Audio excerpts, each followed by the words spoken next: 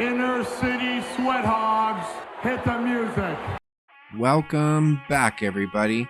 In this video, I give my reaction after being away from the WWE fandom for years. Let's go. So I just want to start by saying that I grew up as a kid watching WWE for years. We used to have backyard wrestling when I was a kid. We would cut up old cardboard boxes and in the shape of a belt, and we would color them and draw them and do all kinds of things, and we would wear those things over our shoulders. We would wrap them around our waist. We were into wrestling like all day, every day. It was insane as kids. It was great. The Hogan era, Andre the Giant, Jake the Snake Roberts, Ultimate Warrior, Macho Man. The list goes on. It was a great era to be a kid. It really was. I think I finished watching wrestling right when the Attitude Era actually started up, and which kind of sucks because I missed out on a lot because I see what was going on in the Attitude Era, and it actually seems like it was pretty great. But instead, I decided to start a family and get interested in women and cars and whatnot. So wrestling took a back seat.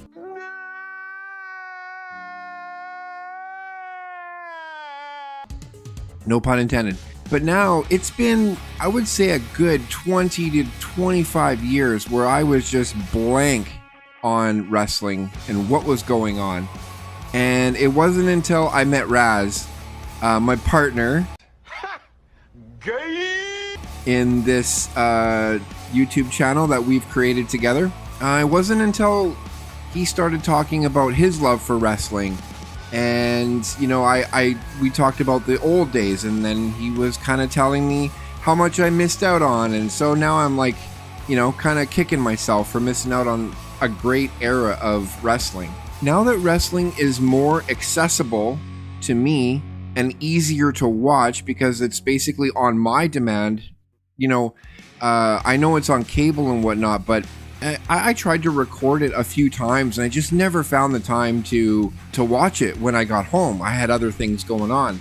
So now I'm just able to just throw on Netflix, whatever I'm doing at work or whatever, and I can just kind of keep tabs on what's going on. So with that said, I watched Raw this past Monday, and the big spectacle of it coming to Netflix and being accessible to the whole world actually really did make me very happy, because I think this is going to make it easier for me to keep up on some wrestling entertainment. So starting with the introduction of the show, I thought it was great, highlighting the past and the present and the future of wrestling with the great cinematics, with Triple H narrating the beginning and the opening. I thought it was great. But with that said, there are some issues already popping up in this episode that I realized, and that's the first hour, there was only like one match. Like after an hour, we were still getting the presentation of The Rock putting this necklace around Roman Reigns' neck. At hour one, we've had one match, which to me is it's crazy. It's like, yeah, I get it. You have this big show. Netflix is, you know, propping up WWE. This is great to the world. But we had one match in an hour. Like, why do I watch wrestling? Because I want to watch wrestlers wrestle. And we just basically got an hour of advertisements for Netflix with one match sprinkled in there. It was pretty crazy. But there is more to talk about. And along comes John Cena. Yes, the Invisible Man comes out into the ring and talks to the crowd and gives a couple of minute speech about Netflix again. Of course, seems like every superstar has got to talk about Netflix for about 2 minutes. I mean, I get it. It's on Netflix. But the other subject that he talked about was winning the Royal Rumble, which kind of got me excited. Like, I know he's been away from wrestling for quite a long time. He's an actor. He's looking thinner. He's older, so he's not at the top of his game. I get it. But I'm a sucker for the underdog. I'm a sucker for the story. I know I just missed probably the biggest story, which was Cody Rhodes' story last couple of seasons. But nevertheless, I'm in it now. And I liked John Cena proclaiming that he was going to win the Royal Rumble so he could kind of start his journey to WrestleMania. I think that's great. I didn't see too much wrong with John Cena. I thought that was fine. And we get to what I like to call is my favorite part of the show. Raz will appreciate this. In comes Liv Morgan and Rhea Ripley. Where have I been for 25 years? Has there always been women this beautiful in wrestling? I don't know.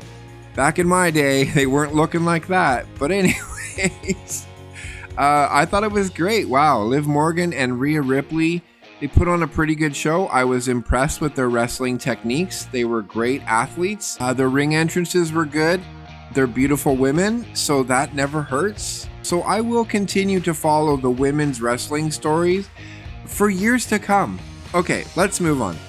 Okay, so now it's pretty much hour 2, and we've had 2 matches. Netflix, there's something wrong here.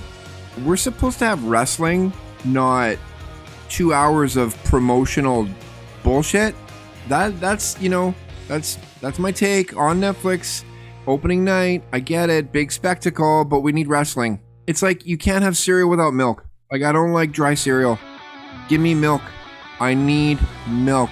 Mama. Sure, showing some celebrities in the crowd. Every sport does that. NHL, NFL, NBA, you name it, they all do it. So I'm not gonna shit on them for that, but man, goddamn, show some wrestling, okay? Moving forward, I better have more than a few matches per night. This is gonna get real old real fast. So keep me around, keep the beautiful women coming, keep more wrestling coming. We're good. Let's go. Next match, we get Jey Uso and Drew McIntyre. I don't know who Jey Uso is. Who is this guy? I don't know. Just a tattooed dude again. Anyways, I do kind of remember a little bit about Drew McIntyre when he was much younger, I believe. Because I would check in from time to time to see who's the new big star in WWE, but I never watched episodes fully. So I do remember seeing Drew McIntyre, and obviously he was a bit smaller back then. I heard that he had stepped away from the WWE for a bit and then came back. So dude's looking great. I think he's got promise. I don't know what I've missed. Perhaps you can tell me in the comments what storylines I've missed out on, but it's really not that important because I'm just getting into it again. So let's start fresh, okay? I don't need to catch up for the last 25 years, really. I don't have the time. Then we get my man Hulk Hogan coming out and with Jimmy Hart waving the American flag. It was great to see, but hearing all the boos, I'm like, oh no, this is not a good look. Maybe Netflix should not have brought Hogan out. And the reason I'll say that is because, yes, he is an absolute icon when it comes to putting this huge business on his back for so many years, making it what it is today. But with that said, his time has come. It's time to step away from the WWE. There's too many generations in between, and I think we just need to start fresh, and let's get the young blood in here, start entertaining us, and let's move on. Oh, and another thing about the Hulk Hogan fiasco is he's coming out here trying to sell his stupid beer. Hey, brother, I got some real American beer. Let's go. I'm like, for one, American beer sucks, okay? I'm in Canada, so Canadian beer rocks. Don't at me, okay? Trust me, drink it. You'll know. It's good. It's really good. But another promotional bullshit segment with Hogan just proclaiming his beers is great. It's all this isn't a Trump rally, okay? Makes no sense to me. And with the final match of the night, we get Seth Rollins versus CM Punk. We get 4 matches. That's amazing. 4 matches in 3 hours. Think about that. That is Freaking awesome, Netflix. Way to go. Wow. So impressed. Okay. But you know what? It was the best match of the night. It was great. Burn It Down Revolution. Let's go straight edge. Mr. Punk couldn't hack it in the MMA. Come back and okay, let's just move on, shall we? And that ends up being the end of the show, basically. 4 matches in 3 hours. Congratulations, Netflix. You've succeeded in providing me with a lot of promotional material and very little wrestling for the first Monday Night Raw on Netflix. Man, I'm starting to sound like them. Holy crap. It's like people only do things because they get paid.